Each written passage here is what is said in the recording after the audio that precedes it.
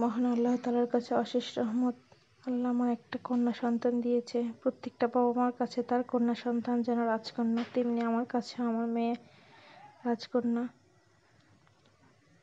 প্রত্যেকটা বাবা মা যে যেমন অবস্থায় থাকুক না কেন সবসময় চায় তার সন্তান যেন ভালো থাকে, ঠিক তেমনি আমি চাই আমার মেয়ে আজ সকালে গোলাপ ফুল দেখে তার মন খারাপ, পাপড়ি ঝরে পড়ছে।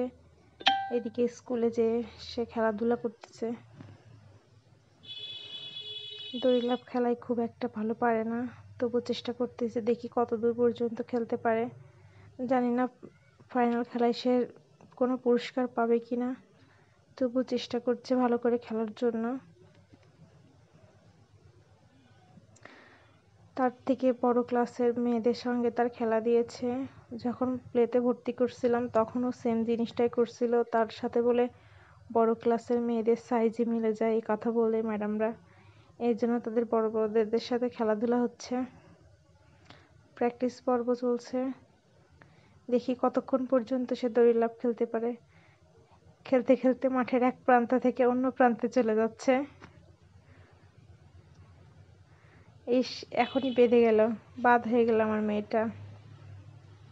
দেখা যাক, আরো কিছুদিন সময় আছে প্র্যাকটিস করার জন্য। এদিকে ছেলেদের মোরগ যুদ্ধ খেলা শুরু হয়ে গেছে, বেশ সুন্দরভাবে মোরগরা যুদ্ধ করতেছে। মোরগ যুদ্ধ